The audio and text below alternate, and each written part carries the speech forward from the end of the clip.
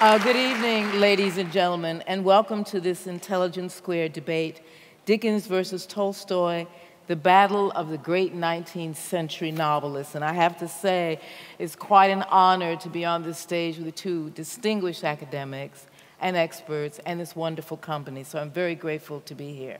The way we're going to do it is like this.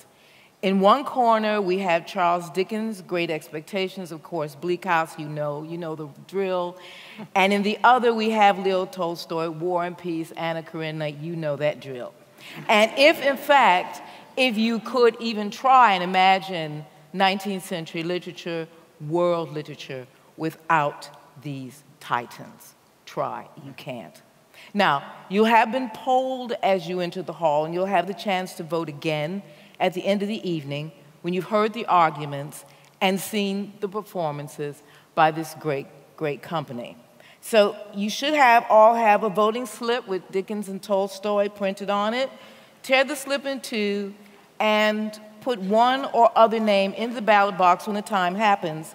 And if you're still undecided, put the whole thing in the box, okay? All right, everybody chilled, ready? Here we go. For Charles Dickens, stage right, John Mullen, Lord Northcliffe Professor of Modern English Literature, University College London. John has written, among many, many things, an acclaimed book on Jane Austen, and next year he will be publishing Dickens' Tricks, a book about the techniques Dickens uses in his fiction. And stage left, for Leo Tolstoy, we have Simon Schama. Simon is University Professor of Art History and History at Columbia University in New York. He's one of Britain's most popular and admired historians and television broadcasters, and he invented a genre as far as I'm concerned. His latest book is Belonging, the second volume of his history of the Jewish people. And can we have a hand for John and Simon?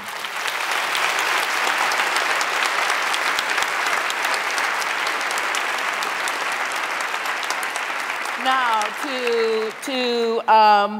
I don't like the word illustrate because actors don't illustrate. They will be the characters in this work, and they will bring it to life for you. And first of all, can we have a hand for the company in general?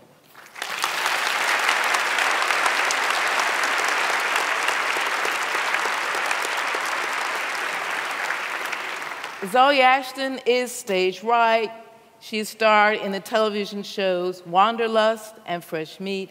Her screen credits include Greta, Misfits, Sherlock, and Gorilla. Zawe Ashton.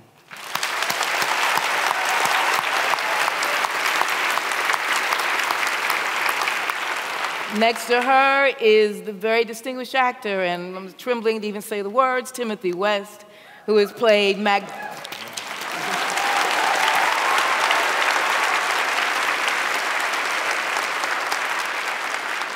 as we say in Chicago, gracing this stage. He has played Macbeth, King Lear, Uncle Vanya on stage, and his film credits include The Day of the Jackal, The 39 Steps, and Oliver Twist. Mr. Timothy West.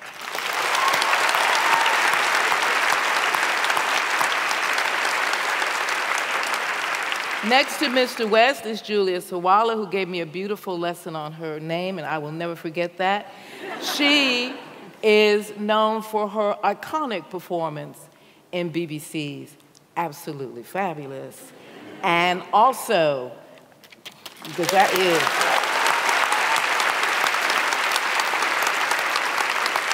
she is also the star of Cranford and Lark Rise to Candleford, as well as numerous stage and film roles. Julia Sawala.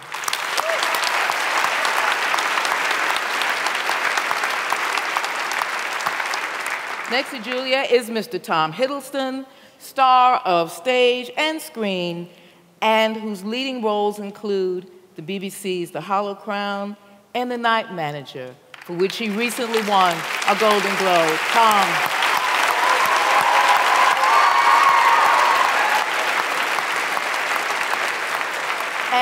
And last but definitely not least Kit Kingsley on our far right, stage right. And wait a minute, wait a minute.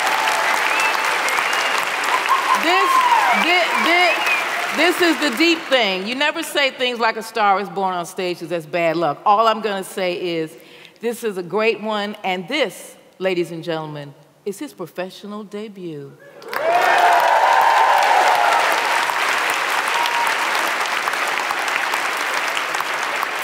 Now, we are going to stay strictly to time, and I'm going to be, that's why they asked me, I think, to be the timekeeper.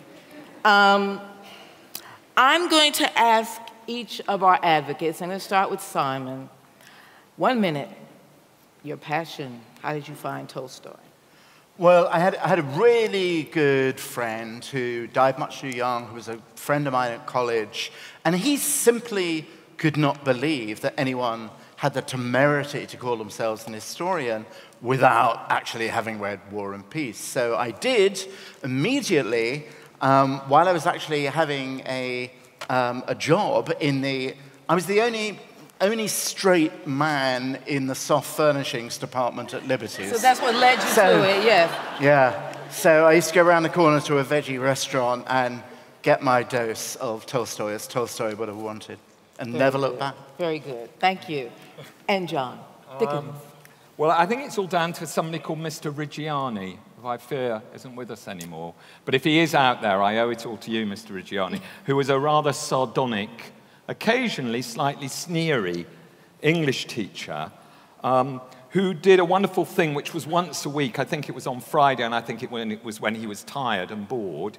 He would read aloud to us every Friday, and that's what he did in English. And I remember the 2 books he read aloud were Alistair MacLean's Force 10 from Navarone, which actually was quite good, and David Copperfield. I realize now he must have much abridged it, but it was just hearing him read it out. And we're going to have a bit of David Copperfield later, but I'll still hear Mr. Reggiani's voice as a kind of descant, I think. So for both of you, these were pivotal moments, a moment that this work spoke to you at some point and you became sort of attached to it. Yeah, I mean, I would just say to scramble things up a bit, my father used to read Dickens every Sunday after tea.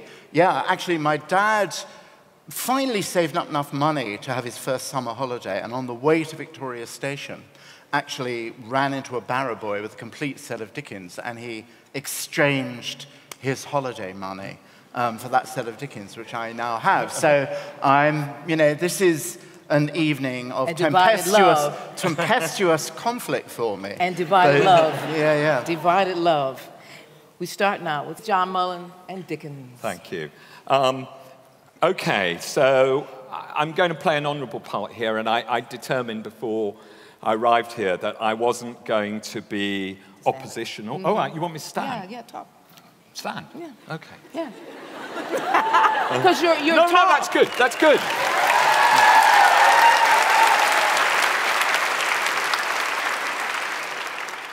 I feel like Mr. Crummles. That's an illusion.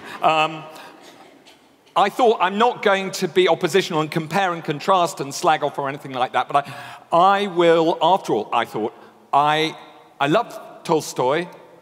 I quite like Simon.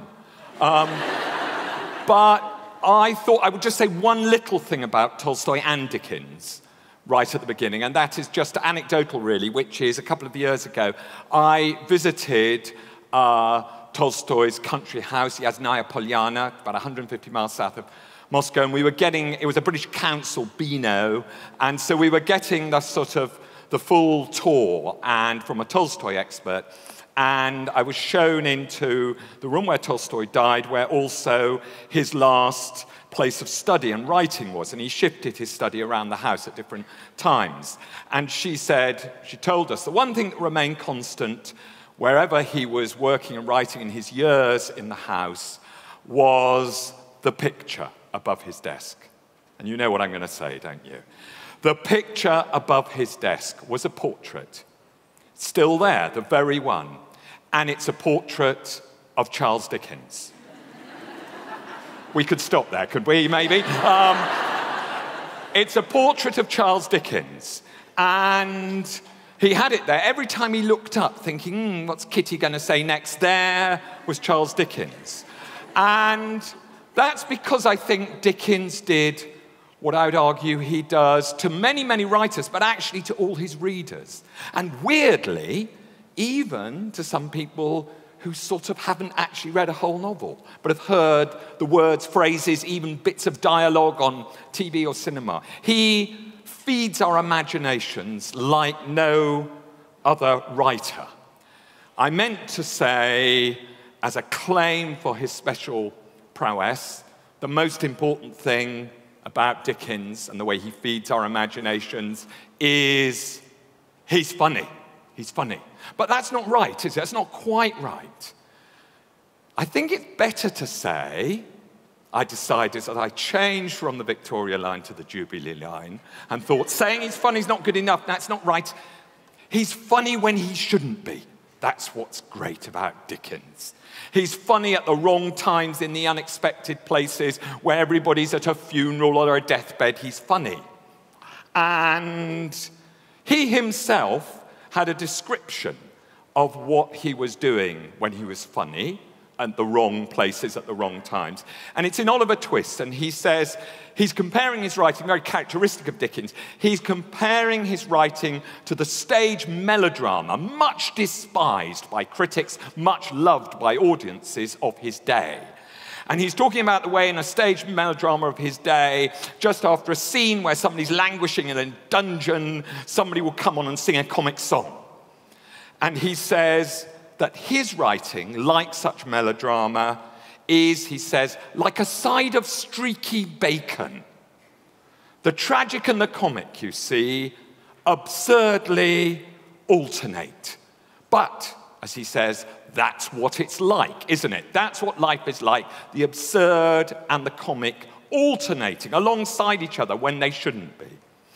And I hope you'll hear that in our first reading, which has got quite a bit of streaky baconness in it, I think. It doesn't need much introduction because it's the opening of a novel. It's the opening, the very opening of Great Expectations.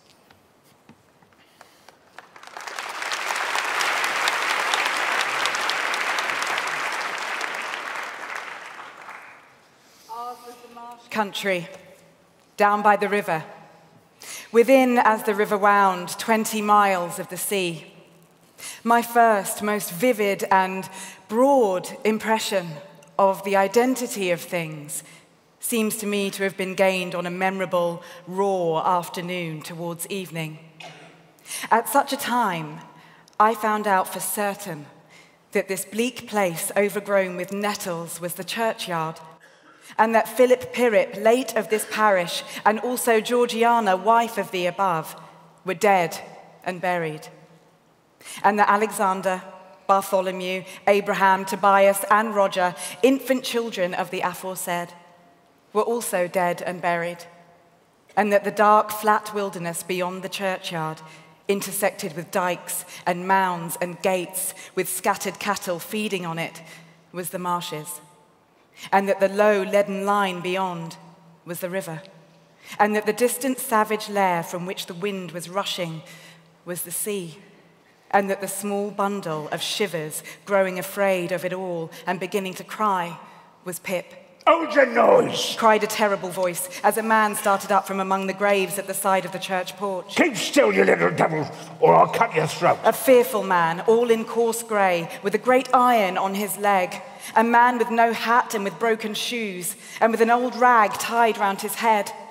A man who'd been soaked in water and smothered in mud, and lamed by stones, and cut by flints, and stung by nettles, and torn by briars, who limped and shivered and glared and growled, and whose teeth chattered in his head as he seized me by the chin. Oh, don't cut my throat, sir. Pray, don't do it, sir. Tell us your name. Quick. Pip, sir. Once more. Give it mouth. Pip, sir. Show us where you live. No, put out the place. I pointed to where our village lay, on the flat inshore among the alder trees and pollards, a mile or more from the church. The man, looking after me, at the moment, turned me upside down and emptied my pockets. There was nothing in them but a piece of bread. When the church came to itself, for he was so sudden and strong that he made it go head over heels before me, and I saw the steeple under my feet. When the church came to itself, I say, I was seated on a high tombstone, trembling while he ate the bread ravenously. You young dog. What fat cheeks you got? I believe they were fat, though I was at the time undersized for my years and not strong. Darn me if I couldn't eat them. And if I didn't half of the mind to it. I earnestly expressed my hope that he wouldn't, and held tighter to the tombstone on which he had put me, partly to keep myself upon it, partly to stop myself from crying. Now, looky here. Where's your mother? There, sir. He started, made a short run, and stopped and looked over his shoulder. There, sir. Also, Georgiana. That's my mother. Oh. So, and is that your father along with your mother? Yes, sir. Him too late of his parish. Ah. Who do you live with? Supposing you're kindly let to live, which I hadn't made up my mind about. My sister, sir. Mrs. Joe Gargery, wife of Joe Gargery, the blacksmith, sir. Blacksmith? Said he, and looked down at his leg. After darkly looking at his leg and me several times, he came closer to my tombstone, took me by both arms and tilted me back as far as he could hold me, so that his eyes looked most powerfully down into mine, and mine looked most helplessly up into his. Now, look at here. The question being whether you're to be allowed to live. Do you know what a file is? Yes, sir. And you know what whittles is? Yes, sir. After each question, he tilted me over a little more, so as to give me a greater sense of helplessness and danger. Now, you get me a file, and you get me whittles. He tilted me again. You bring them both to me. He tilted me again. Or out of your heart and liver out. He tilted me again. I was dreadfully frightened and so giddy that I clung to him with both hands and said, If you were kindly pleased to let me keep upright, sir, perhaps I shouldn't be sick, and perhaps I could attend more. He gave me a most tremendous dip and roll, so that the church jumped over its own weathercock. Then he held me by the arms in an upright position on the top of the stone and went on in these fearful terms. You bring me tomorrow morning early that file and them whittles. You bring the lot to me at that old battery over there. You do it, and you don't never dare say a word or dare to make a sign concerning your having seen such a person as me, or any person somever. And you shall be let to live. You fail, or you get, my words, tell any person whatever, no matter how small it is, then your heart and your liver shall be tore out, roasted, and ate.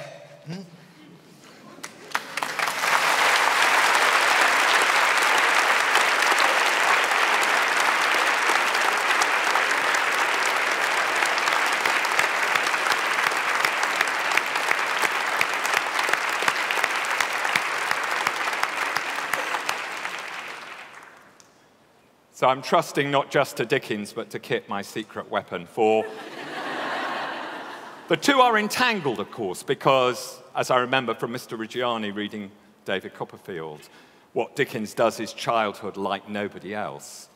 But I hope you could hear the streakiness of the bacon there. That incredible opening scene from Great Expectations is a real place, isn't it? On the Kent marshes. You can go there, actually. You can see the graves. But it's also a weird place from a fairy story. It's a frightening episode, and it's also a comical episode. It's those combinations which are so extraordinary, so true to the fantastic part of all our lives. Also, you hear, I think, in that reading, especially in Tim's wonderful impersonation of Magwitch, what Dickens contributed to all our imaginations and our ears. His idiolects as the academics pompously call it. The voices of all his characters, each one different, each one distinctive of themselves. In the next passage, however, because we're going to have quite a lot of dialogue, I wanted a little snatch of something different, but in a way just as important, which is an example I sort of snatched at of why the adjective Dickensian has become so easy a part of our language. Dickensian is a word for all sorts of things, one of them being an all-embracing adjective for the kind of force of his imagination that takes a place, in this case it's going to be London, and both describes it and transforms it. So now, as a little example of that, Tom is going to read from a section of the opening of Bleak House.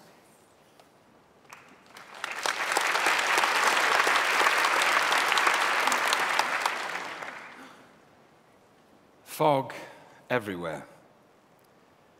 Fog up the river where it flows among greenates and meadows. Fog down the river where it rolls defiled among the tears of shipping and the waterside pollutions of a great and dirty city. Fog on the Essex marshes.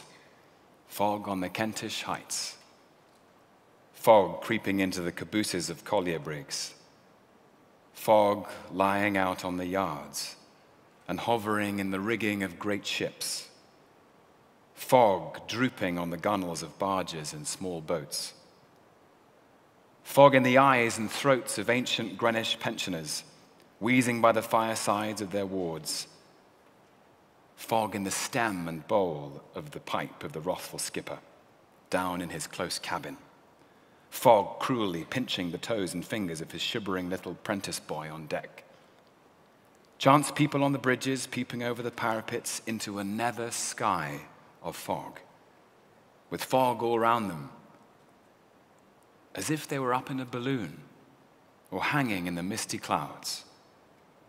Gas looming through the fog in divers places in the streets, much as the sun may, from the spongy fields, be seen to loom by husbandman and ploughboy. Most of the shops lighted 2 hours before their time, as the gas seems to know, for it has a haggard and unwilling look.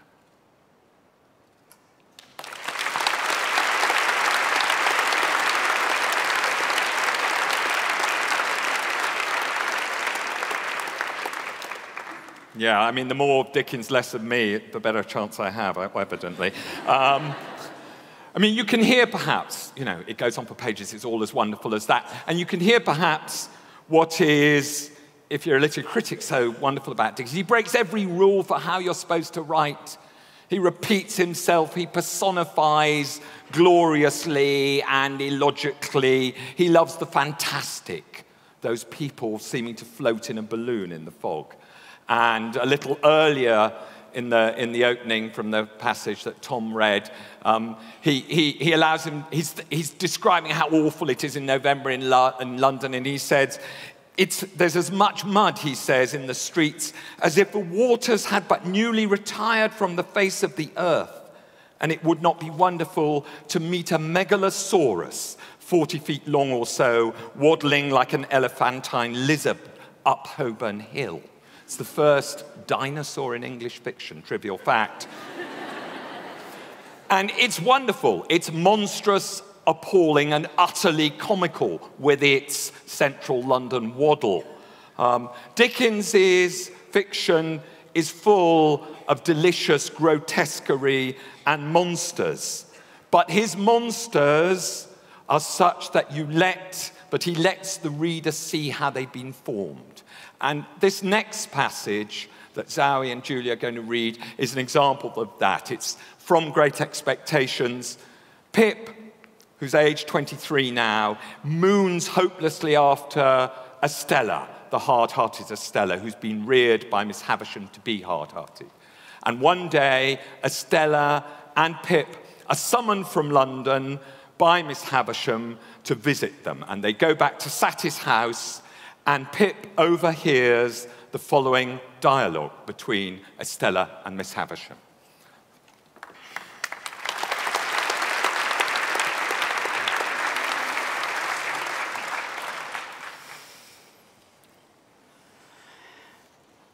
At least I was no party to the compact.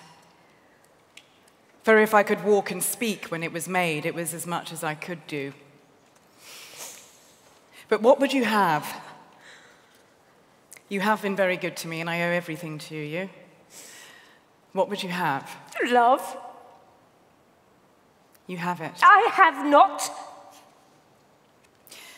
Mother by adoption, retorted Estella, never departing from the easy grace of her attitude, never raising her voice as the other did, never yielding either to anger or to bitterness. Mother by adoption, I have said that I owe everything to you. All I possess is freely yours. All that you have given me is at your command to have again. Beyond that, I have nothing. And if you ask me to give you what you never gave me, my gratitude and duty cannot do impossibilities. Did I never give her love?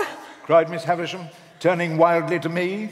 Did I never give her a burning love inseparable from jealousy at all times and from sharp pain while she speaks to me thus? Let her call me mad! Let her call me mad! Why should I call you mad? I, of all people, does anyone live who knows what set purposes you have half as well as I do? Does anyone live who knows what a steady memory you have half as well as I do? I, who have sat on this same hearth on the little stool that is even now beside you there, learning your lessons and looking up into your face when your face was strange and frightening me. Soon forgotten. Times soon forgotten. No, not forgotten. Not forgotten. No, but treasured up in my memory. When have you found me false to your teaching? When have you found me unmindful of your lessons? When have you found me giving admission? Here. She touched her bosom with her hand. To anything that you excluded. Be just to me. We were so proud. So proud. Moaned Miss Havisham, pushing her away, pushing her grey hair with both her hands. Who taught me to be proud?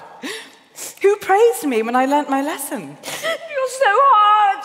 So hard. Moaned Miss Havisham with her former action. Who taught me to be hard? Who praised me when I learnt my lesson? But to be proud and hard to me. Miss Havisham quite shrieked as she stretched out her arms. Stella, to be proud and hard to me. Stella looked at her for a moment, and with a kind of calm wonder, but was not otherwise disturbed, when the moment was past, she looked down at the fire again. I cannot think, said Estella, raising her eyes after a silence. Why you should be so unreasonable when I come to see you after a separation. I have never forgotten your wrongs and their causes.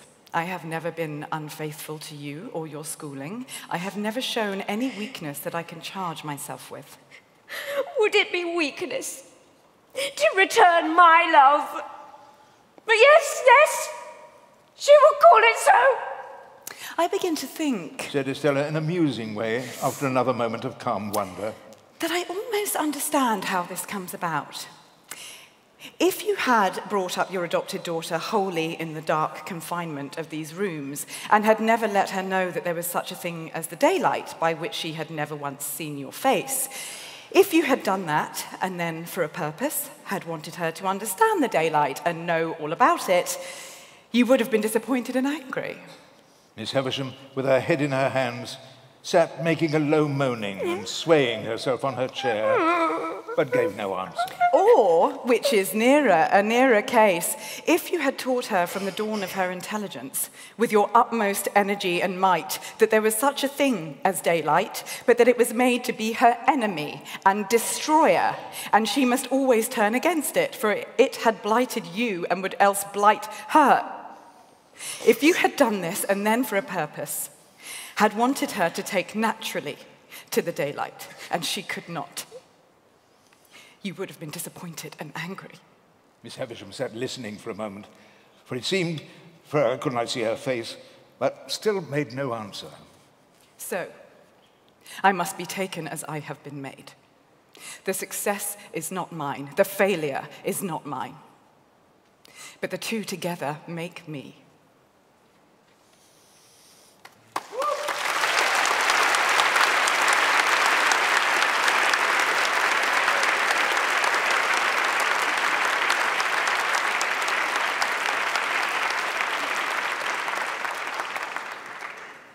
I mean, Miss Havisham's a monster, but you kind of feel sorry for her, don't you? That's his trick, or one of his many tricks, to show you how people are made and twisted. And Pip, all the time, is listening to this, and he, too, has been made by his expectations into a different kind of monster. He's wonderful at populating our imaginations with these characters, populating our language with these characters. I mean, just think, that there are more characters in Dickens who've become words in the Oxford English Dictionary than those of any other novelist. Gradgrind, bumble, heap, pecksniffian, they become adjectives. Pobslappery, nouns. Micawber-ish, best of all maybe, Scrooge. I mean, it's impossible to kind of face the fact that he invented that. It seems snatched out of nature itself. In the last reading, I want to come back to that strange mixture of the dark and the comical, the grim and the funny, that is so distinctive of Dickens, and is the thing he shares, I think, with Shakespeare, the jesting in the graveyard. Samuel Johnson said about Shakespeare, the mourner, in Shakespeare's The Mourner tramps to the funeral, the reveller staggers from the inn. And that's how it is in Dickens, where funerals are almost inevitably, inadvertently funny. In this last passage, which is from David Copperfield, we are Shay Micawber. David, and you've got to, the most important thing to remember for this passage is David Copperfield is 12 years old in this passage. His mother has died, and the ghastly Murdstones have sent him to work in the blacking factory.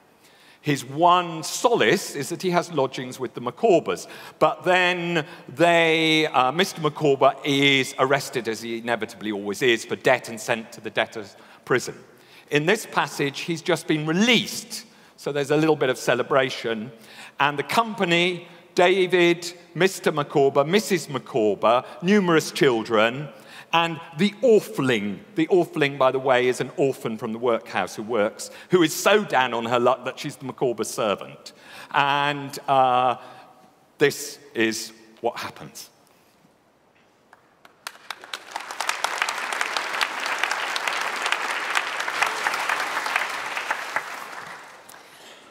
I passed my evenings with Mr. and Mrs. Micawber during the remaining term of our residence under the same roof.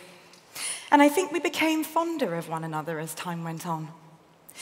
On the last Sunday, they invited me to dinner, and we had a loin of pork and applesauce and a pudding. I had bought a spotted wooden horse overnight as a parting gift to little Wilkins Micawber, that was the boy, and a doll for little Emma. I had also bestowed a shilling on the Orpheling, who was about to be disbanded. We had a very pleasant day, though we were all in a tender state about our approaching separation. I shall never, Master Copperfield, revert to the period when Mr. Micawber was in difficulties without thinking of you. Your conduct has always been of the most delicate and obliging description. You have never been a lodger. You have been a friend. My dear, Copperfield, For so he had been accustomed to call me of late, has a heart to feel for the distresses of his fellow creatures when they are behind a cloud, and a head to plan, and a hand to, in short, a general ability to dispose of such available property as he could be made away with. I expressed my sense of this commendation and said I was very sorry we were going to lose one another. My dear young friend, I am older than you, a man of some experience in life, and of some experience, in short, in difficulties, generally speaking. At present, and until something turns up, which I am, I may say, hotly expecting, I have nothing to bestow but advice. Still, my advice is so far worth taking that, in short, I have never taken it myself and am the... Here, Mr. Micawber, who had been beaming and smiling all over his head and face up to the present moment, checked himself and frowned. The miserable wretch that you behold. My dear Micawber. I say, returned Mr. Micawber, quite forgetting himself and smiling again. The miserable wretch you behold. My advice is never do tomorrow what you can do today. Procrastination is the thief of time. Collar him. My poor papa's maxim. My dear, your papa was very well in his way, and heaven forbid that I should disparage him. Take him for all in all. We ne'er shall, in short, make the acquaintance, probably, of anybody else possessing at his time of life the same legs for gaiters and able to read the same description of print without spectacles. But he applied that maxim to our marriage, my dear, and that was so far prematurely entered into, in consequence that I never recovered the expense. Mr. Micawber looked aside at Mrs. Micawber and added, Not that I am sorry for it, quite the contrary, my love. After which he was grave for a minute or so. My other piece of advice, Copperfield, you know. Annual income £20, annual expenditure 19 and 6, result, happiness.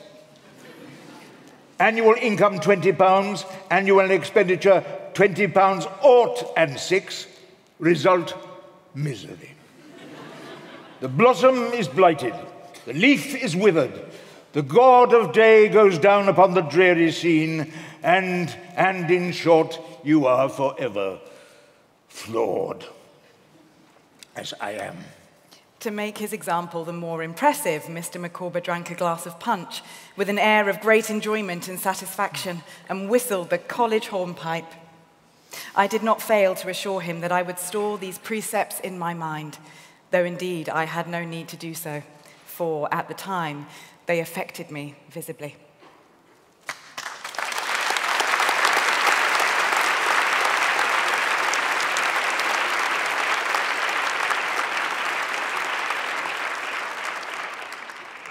Our time is sadly almost up, but perhaps you could hear in that wonderful passage that mixture of melancholy and buoyancy, that enjoyment and relish when you're supposed to be serious or grim, that is so distinctive of Dickens. Disaster and hilarity together. And actually, I think for Dickens, as for Mr. Micawber, what's so wonderful about him, that language, his language is his consolation as it was Dickens's. Time's up. Okay, I've got a really good final line, which I'm going to save for later. All right. Thank you very much. That was John Mullen.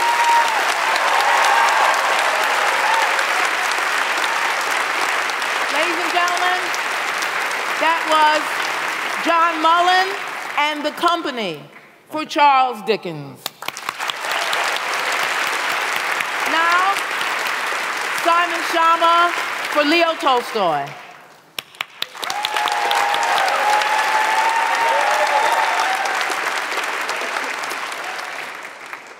How many of you read Tolstoy? Put up your hands. Not bad, but not a majority. I tell you why I'm asking you, dear friends. And that's because I know that Tolstoy, in some sense, would have hated the idea of who's winning and who's not. For Tolstoy, really, in a war, for example, nobody wins. In life, somehow everybody wins. And John is right that Tolstoy didn't really like Dickens. He worshipped Dickens. He actually heard Dickens in 1861 when he was in London. He heard Dickens read A Christmas Carol in one of his performances at St. James's Hall in Piccadilly. And we don't know really quite what he had thought of Christmas Carol, but the thought struck me that actually Tolstoy's joke book is quite thin, And you can bet your life there's not much in Tolstoy that would have made it to a panto, I think, in a way that Christmas Carol did.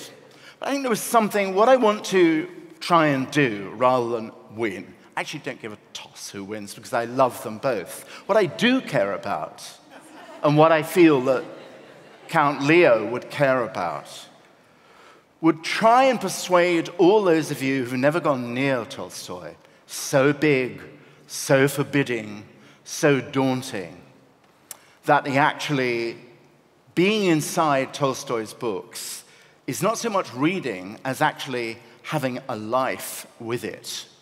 The best thing that was ever said about Tolstoy, I think, was by the Russian writer Isaac Babel, who said, if the world could write itself, it would write like Tolstoy. Now, why is that? Tolstoy, who actually made one go at writing like Dickens, in particular David Copperfield, wrote it as his book called A Childhood. And Dickens was translated very, very quickly into Russian. And it's one of the most mawkish and awkward and forced and sentimental and disingenuous of all the things that Tolstoy did. So what Tolstoy did was go to a different place. And the different place that he went to was into the modern world. He's as much part of our experience, more so perhaps than he was of the 19th century. And what he did not want to do eventually was be theatrical like Dickens. He doesn't actually have characters in his book. He has people. He couldn't imagine having the Veneerings and the Pecksniffs and the Micawbers and the Magwitches. They are ordinary names of ordinary people. Dickens, of course, wrote to perform. He wrote for you. He wrote for an audience. Tolstoy only read out loud once in his life to a small group of family and friends in 1864, was very shy. We know he then did a lot of different parts. But what he wanted to do really was throw open a window. You could simply climb through that window and be in that world. So that sometimes the writing compared to Dickens is great, extravagant, look at me, applaud me. Theatricality is flat and limpid and sometimes even chilly. And there's another reason for that too. Tolstoy went to places Dickens didn't go, namely to the war. He went beyond Europe. He went on a raid to a village with his brother Nikolai to Chechnya. He served in the Crimean War. He saw the full horror of war. And I think for Tolstoy at that moment, actually, any kind of flamboyance disgusted him. At the end of it, very end of his writing life, he came back to the experience. He spoke many, many languages, including some Caucasian languages like Turkmen. He came back to that experience in an astonishing story. Some of the greatest things that Tolstoy ever did are short stories. And this one is called Haji Murat. It's a long, short story. He came to it and went back from it many times between 1896 and 1904. This is from chapter 17, the shortest in Haji Murat. And it's an account of what happens to a village in the Caucasus, a Chechen village, when the Russian army raid has got through it. Two words which otherwise will sound very weird. An aul is a Chechen village, and a saklia is a house. And Haji Murat is a Chechen chieftain who had been part of the resistance to the Russians, went over, now decided he'd go over to the Russians because he hated the local imam. And the story begins with Haji Murat being received in this particular village. But after the Russians had got through with it, this is what happens.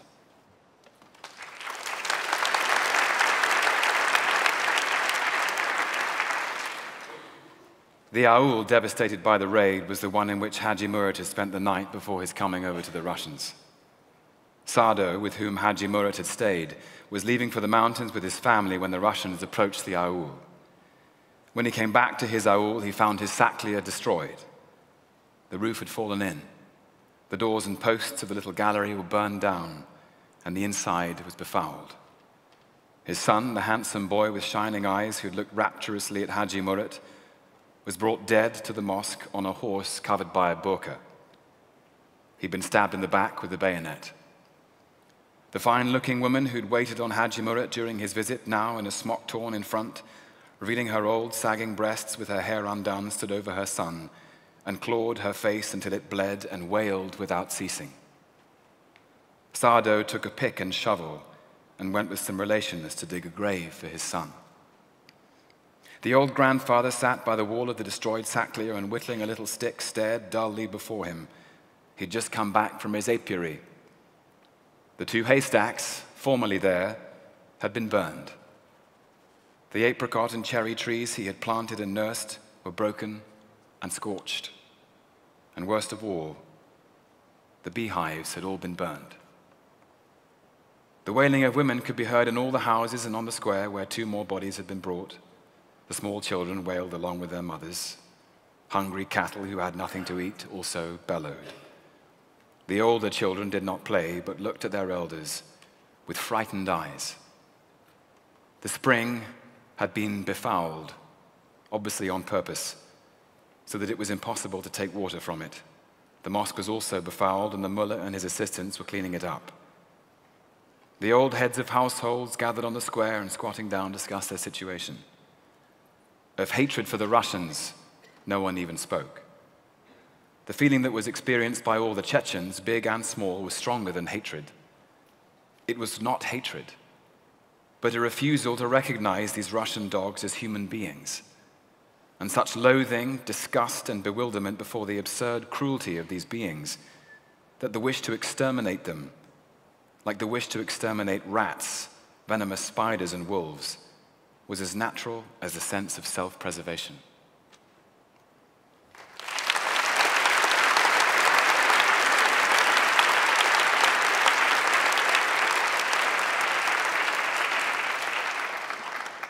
Like Dickens, Tolstoy was very interested in geography, in specifics of place, and indeed in nature. Nature is a real actor.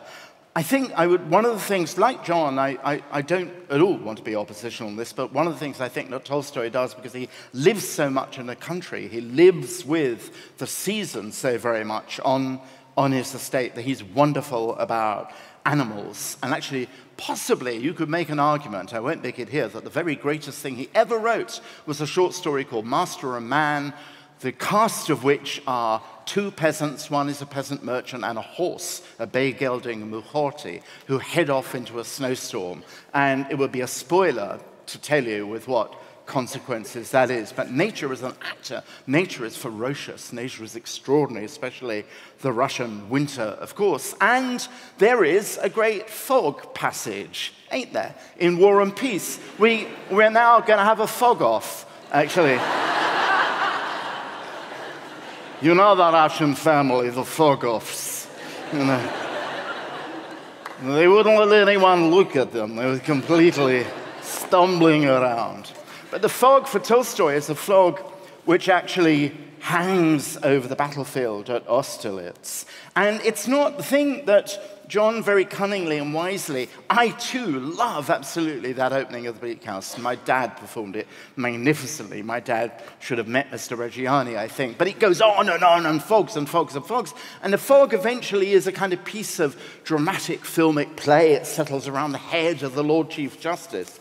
But Tolstoy has a real fog, and it's the fog that is concealing. It's in the morning of the fog before the battle, the fog lifts from the height of the hill, but the fog just stays in a foggy bottom, and with tremendous, tremendous kind of consequences. And it's another kind of real fog. The fog was so thick that though day was breaking, one couldn't see 10 paces ahead. Bushes looked like enormous trees, level places like cliffs and slopes. Everywhere on all sides one might run into an enemy, invisible, few paces away.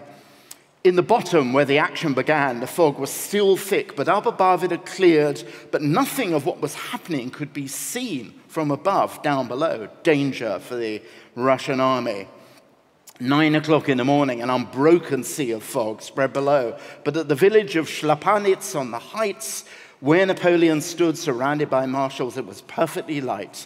Over him was the clear blue sky, and the enormous ball of the sun, like a huge, hollow, crimson float, bobbed on the surface of the milky sea of fog. Fantastic stuff. And very often, actually, the great force of you being there is built up from these sharply, perfectly described physical moments. Often the greatness of Tolstoy's work is built up from these little tiles of tiny details as well. He is at the same time cosmic and imperious and Olympian and panoramic and minute things. My favorite little tile, a sort of tessera really, is when the Battle of Borodino, incredibly bloody battle that happened, and among its casualties are Prince Andrei and Anatole, two antagonists. And a field surgeon emerges from the tent of a field hospital. Tolstoy describes him holding a cigar, and I can't do it, my old arthritic chronic hands, between the thumb and the little finger. Why? Because the middle fingers are covered in blood, and he doesn't want to light the cigar while blood is all over it. Reality, a hard, vivid, brutal thing.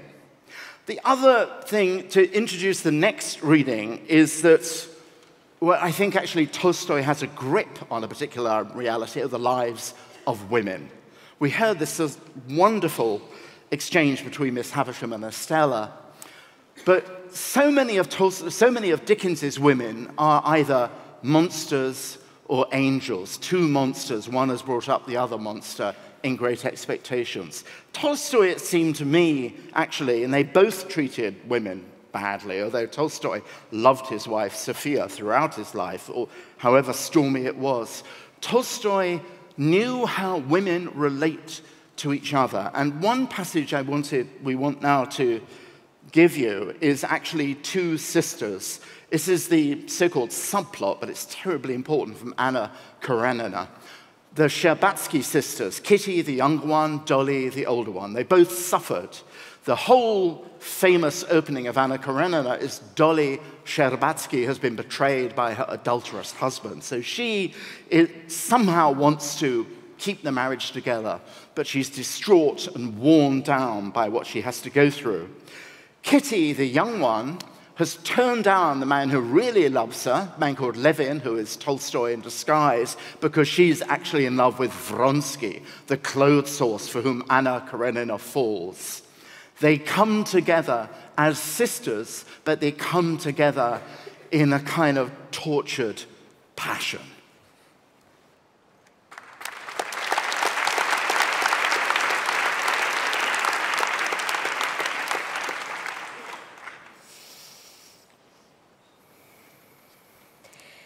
Entering Kitty's small boudoir, a pretty little pink room with dolls as young, pink and gay as Kitty had been just 2 months earlier, Dolly remembered with what gaiety and love they had decorated this little room together last year. Her heart went cold when she saw Kitty, sitting on the low chair nearest the door, staring fixedly at a corner of the rug. Kitty glanced at her sister, and her cold, somewhat severe expression did not change.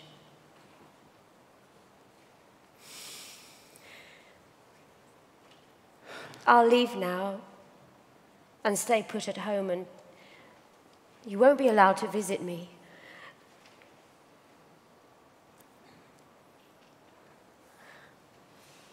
I would like to talk to you. About what? Well, what else if not your grief? I have no grief. Come now, Kitty.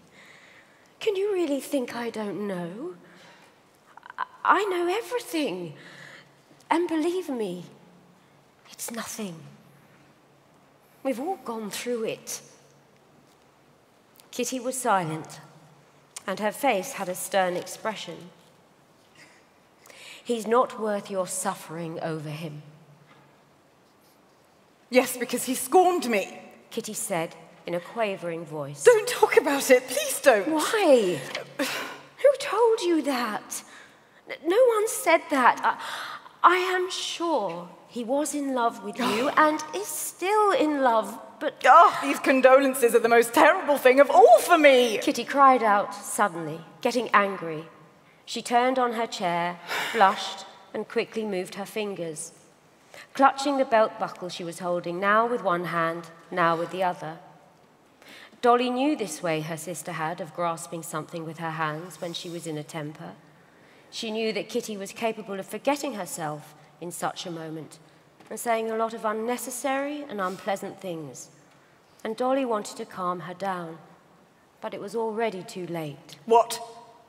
What is it you want to make me feel? What? Kitty was talking quickly.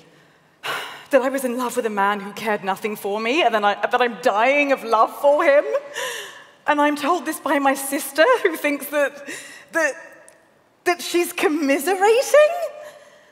I don't want these pityings and pretenses. Kitty, you are unfair. Why do you torment me? On the contrary, I see that you are upset. But in her temper, Kitty did not hear. I have nothing to be distressed or comforted about. I'm proud enough never to allow myself to love a man who does not love me. But I'm not saying...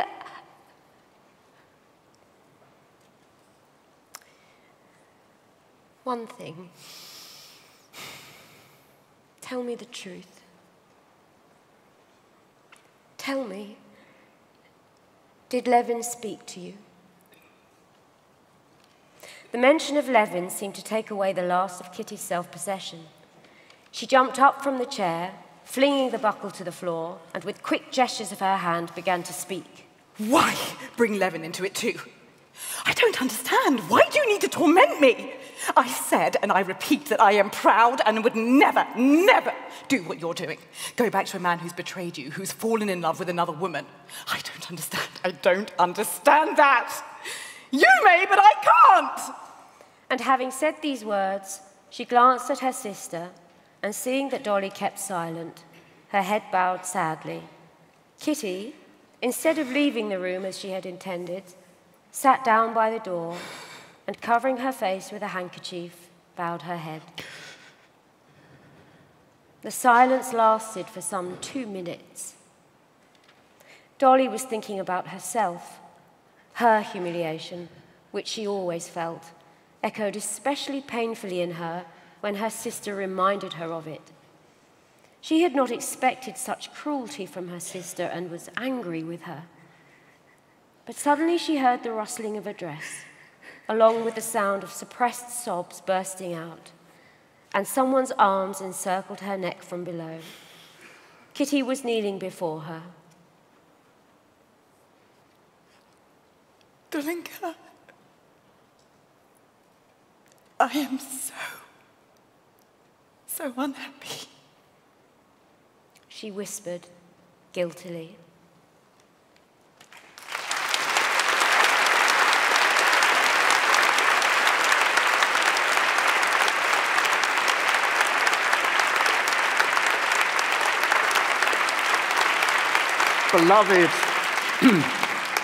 Beloveds go off into the sunset in Dickens. Agnes and David. Dora says, call me your wife, child. Tolstoy is the first of the great writers, I think. It looks forward to Strindberg and Ibsen, who actually understands love can make you obsessed. It can turn bad. It can be very unhappy. Flaubert does that. He's very, very close to that, I think.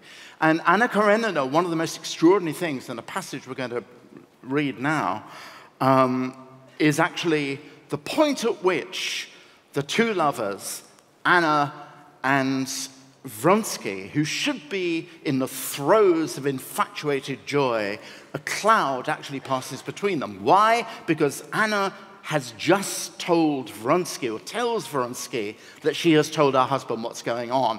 And this is an extraordinary passage about how men and women, lovers both, respond in completely different ways. Vronsky, the magnificent military horse-riding clothes horse, only can think of himself fighting a duel. That's what he thinks of immediately. That is not what's on Anna's mind. Let's read this.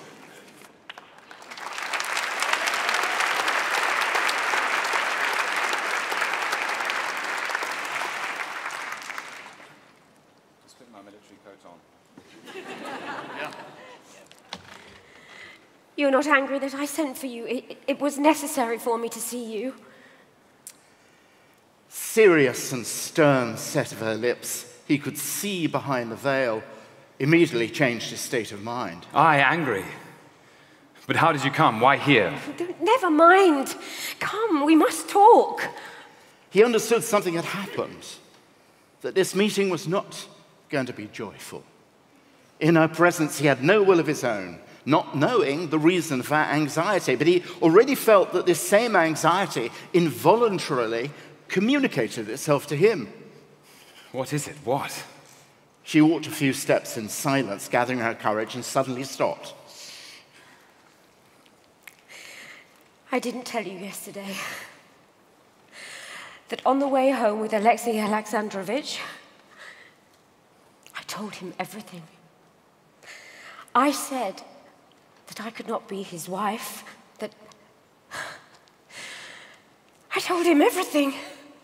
He listened to her, involuntarily leaning his whole body towards her as if wishing in this way to soften the difficulty of her situation. But as soon as she'd said it, she suddenly straightened up and his face acquired a proud and stern expression. Yes, it's better, 1,000 times better. I understand how difficult it was. But she wasn't listening to his words. She was reading his thoughts in the expression of his face. She couldn't have known that his expression reflected the first thought that occurred to him, that a duel was now inevitable. The thought of a duel had never entered her head, and therefore she explained this momentary expression of sternness differently. Having received her husband's letter, she already knew in the depths of her soul everything would remain as before, that she would be unable to scorn her position, to leave her son, unite herself with her lover. The morning spent at Princess Tverskoy's had confirmed her still more in that. But all the same, this meeting was extremely important to her. She hoped it would change their situation and save her. If at this news he should say to her resolutely, passionately, without a moment's hesitation, abandon everything and fly away with me. She would leave her son and go with him, but the news did not produce in him what she expected. He only seemed insulted by something. It wasn't the least bit difficult. It got done by itself. I understand. He interrupted, taking the letter without reading it and trying to calm her. I wished for one thing, I asked for one thing, to break up this situation in order to devote my life to your happiness. Why are you telling me that? Could I possibly doubt it if I did? Who's that coming? Vronsky says suddenly, pointing at two ladies coming towards them. Maybe they know us. He hastened to turn down a sidewalk, drawing her after him. But I don't care. As I said, that is not the point. I cannot doubt that, but there is what he writes. Here is what he writes to me. Read it. Again, as in the first moment of the news of her break with her husband, Vronsky, while reading the letter, involuntarily yielded to the natural impression aroused in him by his attitude towards the insulted husband. Now, as he held the letter in his hands, he involuntarily pictured to himself the challenge he'd probably find today or tomorrow, the duel itself, during which he'd stand with the same cold and proud expression now on his face, having fired into the air, awaiting the insulted husband's shot. And at once there flashed into his head what he himself had thought that morning, that it was better not to bind himself. And he knew he couldn't tell her this thought. Having read the letter, he raised his eyes to her, and there was no firmness in his look. She understood at once that he already thought it over to himself. She knew that whatever he might tell her, he would not say everything he thought. And she understood her last hope had been disappointed. This was not what she'd expected. One of the most...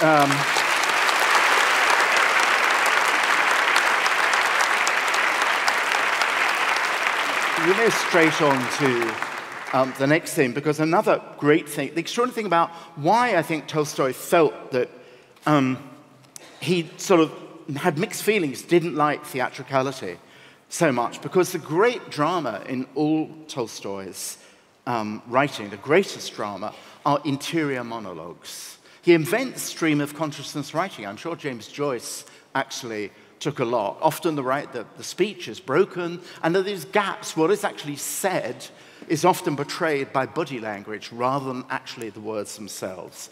And one of the greatest passages, A Stream of Consciousness, so fierce, and it's taken directly from Tolstoy's life, is when Levin, the second hero, really the hero of the male hero of the book, and this, again, is out of time. It speaks to us all. How many parents in here? You're all parents, except for Kit, who is going to be one, as well as the star.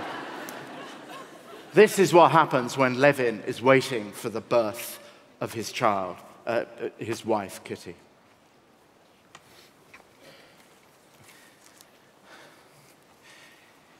He did not know whether it was late or early. The candles were all burning low. Dolly had just come to the study to suggest that the doctor lie down. Levin sat there listening to the doctor tell about a quack, mesmerist, and watching the ashes of his cigarette. It was a period of rest, and he'd become oblivious. He'd entirely forgotten what was going on now. He listened to the doctor's story and understood it. Suddenly, there was a scream unlike anything he had ever heard. The scream was so terrible that Levin didn't even jump up, but, holding his breath, gave the doctor a frightened, questioning look. The doctor cocked his head to one side, listening, and smiled approvingly. It was all so extraordinary that nothing any longer astonished Levin. Probably it should be so, he thought, and went on sitting. Whose scream was it? He jumped up, ran tiptoe to the bedroom, went round Lizaveta Petrovna and the princess, and stood in his place at the head of the bed. The screaming had ceased. But something was changed now. What, he did not see or understand, nor did he want to see and understand. But he saw it from Lizaveta Petrovna's face. Her face was stern and pale and still just as resolute, though her jaws twitched a little and her eyes were fixed on Kitty. Kitty's burning, tormented face, with a strand of hair stuck to her sweaty forehead, was turned to him and sought his eyes. Her raised hands asked for his. Seizing his hands in her sweaty hands, she started pressing them to her face. Don't leave, don't leave. I'm afraid, I'm afraid. She spoke quickly. Mama, take my earrings, they bother me. You're not afraid? Oh, God, soon. Lizaveta Petrovna, soon. She spoke quickly, and tried to smile. But suddenly her face became distorted and she pushed him away from her. No, it's terrible. I'll die. Go, go. She cried, and again came that scream that was unlike anything in the world. Levin clutched his head and ran out of the room. He knew that all was now lost. Leaning his head against the doorpost, he stood in the next room and heard a shrieking and howling such as he had never heard before. And he knew that these cries were coming from what once had been Kitty. He had long ceased wishing for the child. He now hated this child. He did not even wish for her to live now. He only wished for an end to this terrible suffering. Doctor, what is it? What is it, my God? He said, seizing the doctor by the arm as he came in. It's nearly over. And the doctor's face was so serious as he said it that Levin understood this nearly over to mean she was dying. Forgetting himself, he ran into the bedroom. The first thing he saw was Lizaveta Petrovna's face. It was still more stern and frowning. Kitty's face was not there. In place of it, where it used to be, was something dreadful, both in its strange look and in the sound that came from it.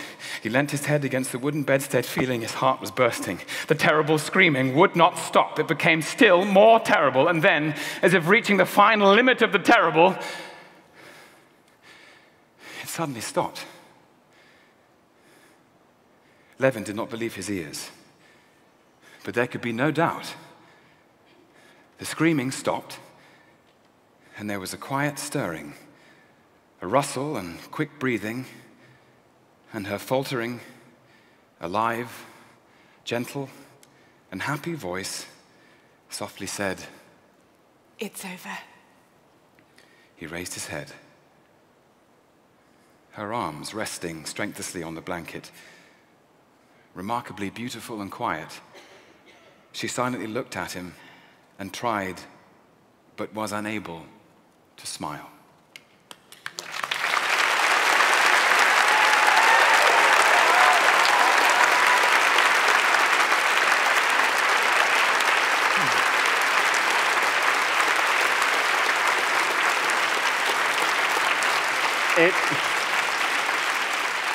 You ain't heard nothing yet. It nearly is over, but the last section we're going to give you is actually my favorite in all of Tolstoy's writing. It comes from great climactic moment in War and Peace. And Tolstoy really is, as a lot of people have noticed, two writers. He's the writer of power, of the public world, of the absurdity of history. But he's also the writer of as you've been listening to, of the intensity and complicated truth of the passions between men and women, and between brothers and friends and sisters and children and parents. And all these things come together at a particular moment. The moment is this. Natasha, the extraordinary, exuberant girl at the heart of War and Peace, who's based actually on Tolstoy's own wife's younger sister, Tanya, has been engaged, been married to the cold, brilliant Prince Andrei, who, like an idiot, has said we have to wait for a year to see if it really is going to be good. And during the year, which is unbearable for someone of Natasha's warm blood, she almost elopes. She falls in love with someone who's already married, as we discovered, Anatol Karagin, a beautiful no-goodnik, a technical Russian term.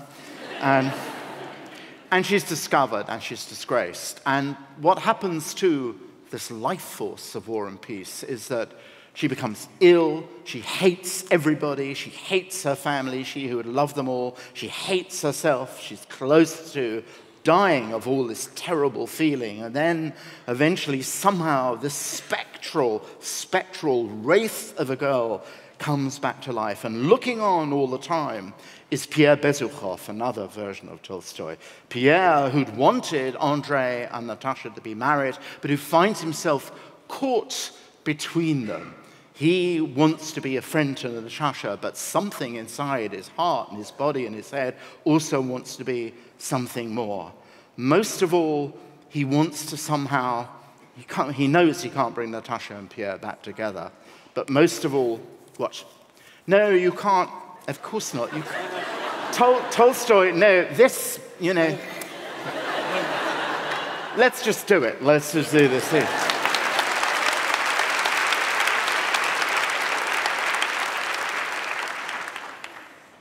Natasha, wasted, with a pale and stern face, not at all shamefaced as Pierre expected her to be, was standing in the middle of the drawing room. When Pierre appeared at the doorway, she became flustered, obviously undecided whether to go to him or wait for him. Pierre hastily went up to her. He thought that she would give him her hand, as always, but coming close to him, she stopped, breathing heavily and lowering her arms lifelessly, in exactly the same pose in which she came out to the middle of the room to sing, but with quite a different expression. Pyotr Kirillich, Prince Bolkonsky was your friend. Is your friend. She corrected herself. It seemed to her that everything only was, and that now it was all different. He told me then to turn to you. Pierre sniffed silently, looking up at her. Up to then, he had reproached her in his soul and had tried to despise her. But now he felt such pity for her that there was no room in his soul for reproach. He's here now. Tell him to, forgive me. She stopped and began to breathe still more rapidly, but she did not cry. Yes. Yes. Yes, I'll tell him, but he did not know what to say. Natasha was evidently afraid of the thought that might have occurred to Pierre. No, I know it's all over. No, it can never be. I'm only tormented by the wrong I've done him. Tell him only that I beg him to forgive me for everything. Her whole body shook and she sat down on a chair. A feeling of pity such as he had never experienced before overflowed Pierre's soul. I'll tell him everything once more. But I'd like to know one thing. What? I'd like to know whether you loved. Pierre did not know what to call Anatole, and he blushed at the thought of him. Whether you loved that bad man. Don't call him bad. But I don't know. I don't know anything. She began to cry again. A still greater feeling of pity, tenderness, and love took hold of Pierre. He felt tears flowing behind his spectacles and hoped they would not be noticed. Let's not talk anymore, my friend.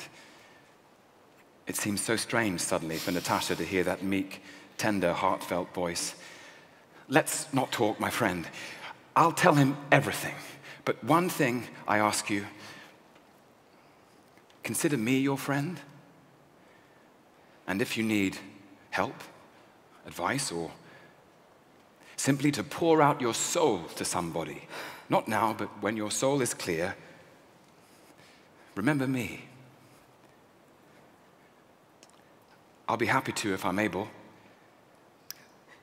Don't talk to me like that. I'm not worthy of it. She was about to leave the room, but Pierre held her back by the hand.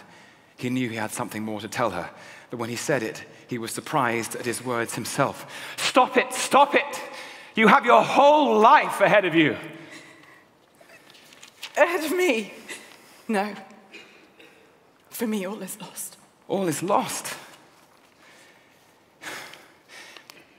If I were not I, but the handsomest, brightest, and best man in the world, and I was free, I would go on my knees this minute and ask for your hand and your love.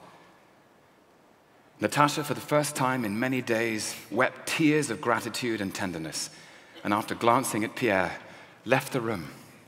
Pierre, too, following her, almost ran out to the front hall, holding back the tears of tenderness and happiness that choked him, put on his coat, and, missing the sleeves, got into the sleigh. Where to now, sir? Asked the coachman. Where to? Pierre asked himself. Where can I go now? Not to the club or to pay visits. All people seemed so pitiful, so poor in comparison with the feeling of tenderness and love he experienced, in comparison with that softened, grateful glance she'd given him at the last moment through her tears.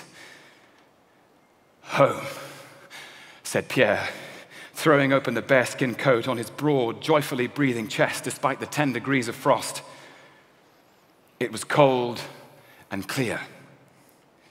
Above the city's semi-dark streets, above the black roofs, stood the stark, starry sky. Only looking at the sky did Pierre not feel the insulting baseness of everything earthly compared with the height his soul had risen to. At the entrance to Arbat Square, the huge expanse of the dark, starry night opened out to Pierre's eyes. Almost in the middle of that sky, over Prechestensky Boulevard, stood the huge, bright comet of the year 1812. Surrounded, strewn with stars on all skies, but different from them in its closeness to the earth, its white light and long raised tail. The same comet which presaged, as they said, all sorts of horrors and the end of the world. But for Pierre, this bright star with its long, luminous tail did not arouse any frightening feeling. On the contrary, Pierre, his eyes wet with tears, gazed joyfully at this bright star, which, having flown with inexpressible speed through immeasurable space on its parabolic course, suddenly, like an arrow piercing the earth, seemed to have struck here, its one chosen spot in the black sky, and stopped. Its tail raised energetically, its white light shining and playing among the countless other shimmering stars. It seemed to Pierre that this star answered fully to what was, in his softened and encouraged soul, now blossoming into new life.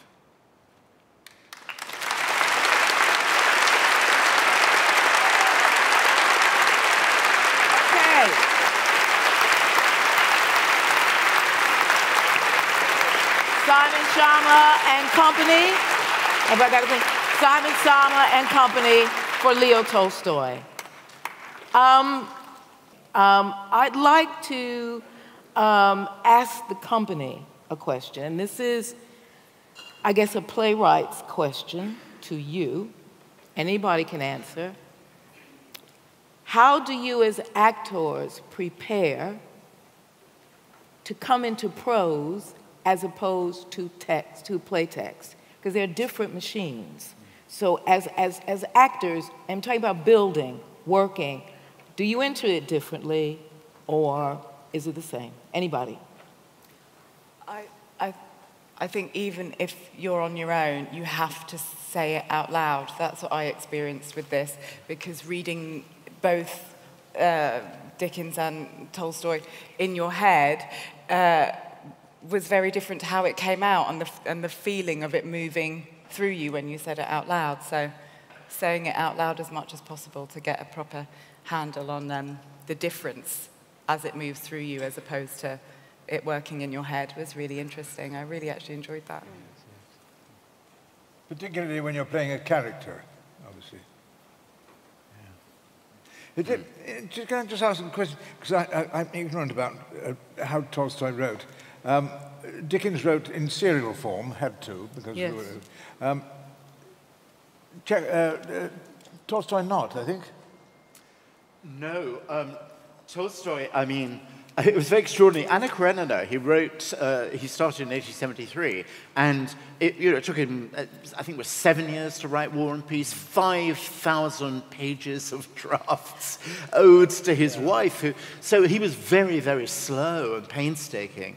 And Anna Karenina, he thought in 1873 he'd got it nailed, and he didn't. It took him another 4 years. The first draft of Anna Karenina, actually, the husband, Anna Karenina's husband, is a kind of hero. And the more he thought about it, and Anna is a kind of scarlet woman, and he's just waiting for her to come to a sticky end. That absolutely changed in the relentless redrafting, so that she's fully imbued. So he was sort of I think he would have loved to have actually turned it all out like Dickens. But this is all for you as actors, research. This is your research. This is what you do as you're going into a role, and I'm interested in the difference for you building physically, voice, because you're building as you're working with character. And a play text is much different. You come on stage and you have a script.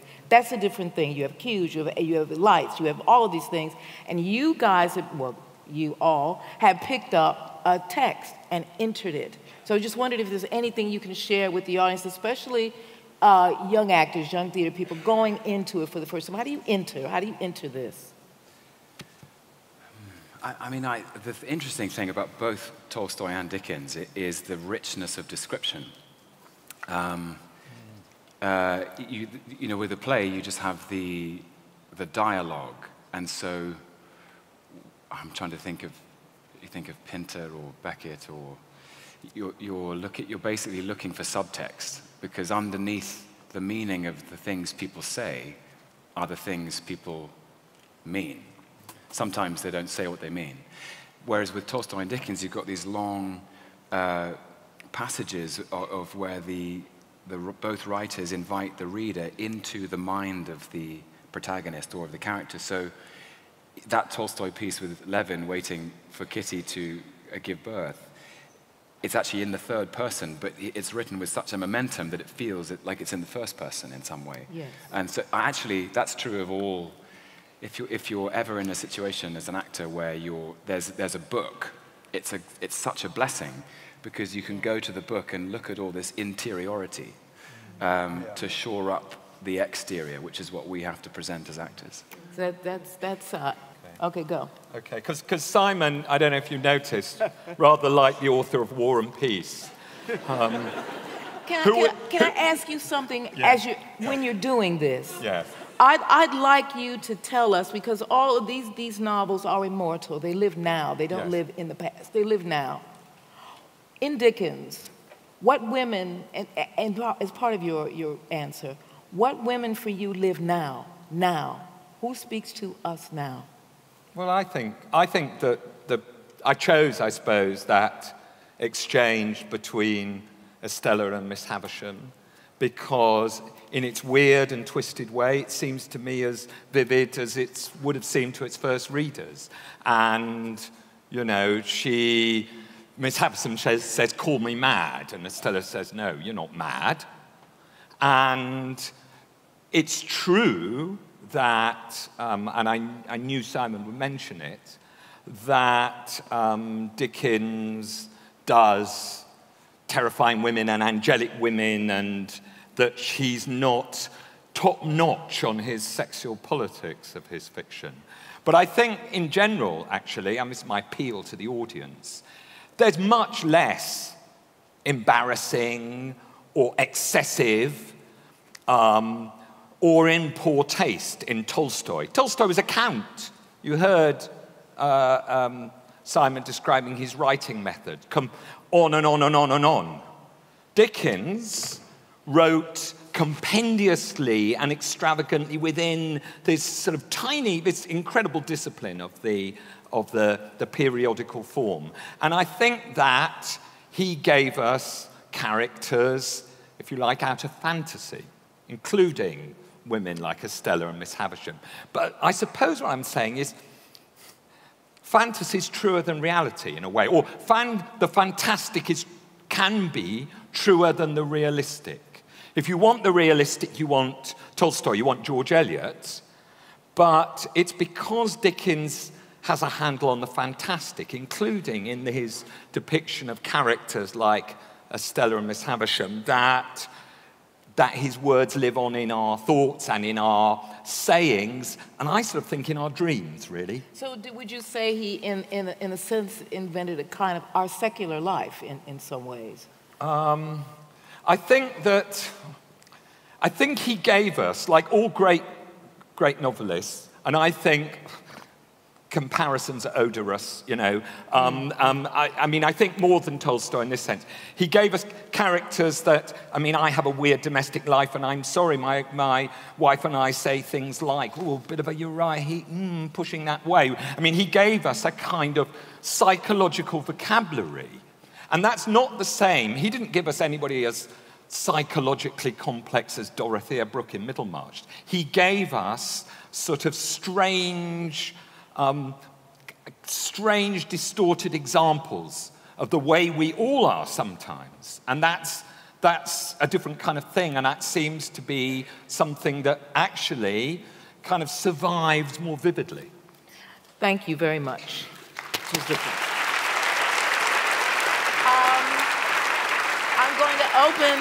I'm going to open this. You promised me. Okay, I'm going to give you. Simon, you got it, but you got a limited time. So give me a minute, and then do it. Well, I think actually, John is absolutely right that Dickens is. I mean, it more than ever, it seems ludicrous that we should have this gladiatorial slam, but that's what we have. Absolutely right. Dickens gave us the kind of extravagant possibilities, the farther frontier of the human imagination, and we need that. And nobody did it other than Shakespeare exactly like him. Tolstoy, when I said Tolstoy loved Dickens and transcended it, what Tolstoy wanted to do in the greatest things he wrote, and he carried on writing great things, not in great fat novels, was to make us look, the reality of life sounds so bleak, so pedantic in a way. But Tolstoy actually could, because he had such sharp eyes and he could actually translate poetically what he saw into this exquisite language, that everything we do, going to sleep at night, playing with children, being terrified in war, has a kind of startling, enhanced crispness and freshness. Things that we think we do suddenly seem as though we'd never done them before. Very interestingly, he became, of course, an impossibly sententious moral teacher. There's one wonderful moment where he said, I'm very happy to entertain any problems that students might have. So 2 students came a long way from the Urals to see Tolstoy, and they say, the servant answers the door, Yasnaya Polyana, and they say, Lev Nikolaevich, has said we can ask him any questions. And the master said, I'm not sure if he's in. And he goes to Tolstoy and says, Tolstoy, these young men have come thousands of miles from New York. Tolstoy said, I'm not in.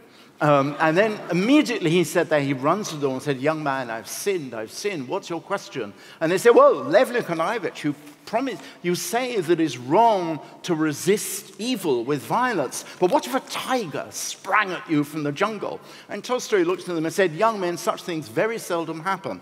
You know, so Okay. he could be impossible. No, last thing, I promise. Very last thing. A moral teacher called Boborikin gave him his 2 novels to read, and Tolstoy said they're incredibly bad, and I'll tell you why they're bad. And this is what he says, and it sums up the Tolstoy case. The aim of an artist is not to solve a problem irrefutably, but to make people love life in all its manifestations.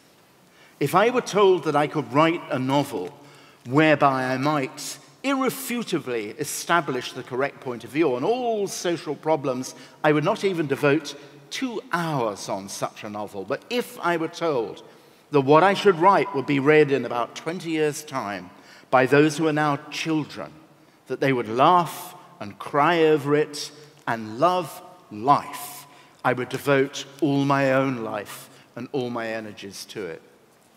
Thank you.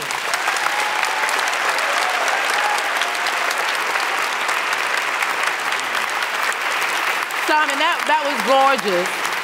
That was gorgeous, but you know, we were on vaudeville, they would give you the hook at this point, right? But that was gorgeous. All right, here are the final tallies. Before these distinguished gentlemen spoke to us and their advocates, we were 44% for Dickens, 40% for Tolstoy, and 16% for DKs, the undecided. Now, after the debate, we are 42% for Dickens, 53% for Tolstoy, and 5% unknown. Now,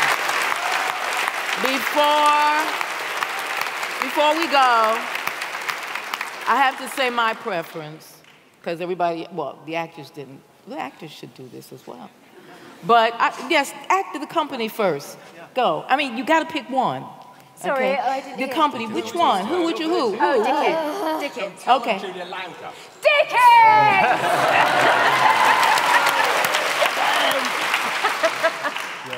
Mr. West. Yeah, Dickens, I'm afraid. Yeah.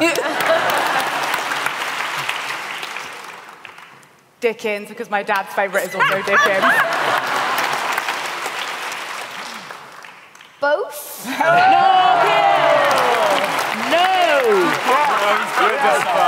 No, little brother, one of these.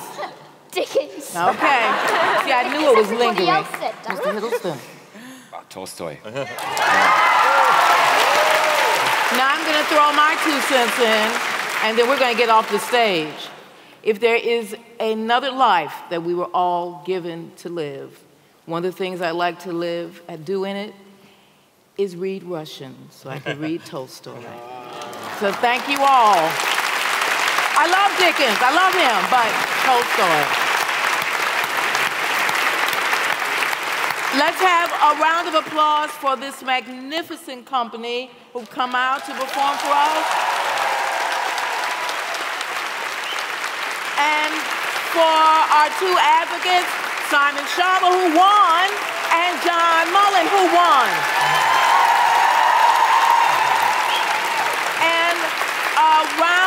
And a round of applause for Intelligence Squared, who presented this. And a round of applause to yourself, because I want to say, I don't know if the company felt this, but I just felt the intelligence, the attention, and the whole energy just coming this way. You made it so much easier for all of us. We were nervous. So thank you. Thank you.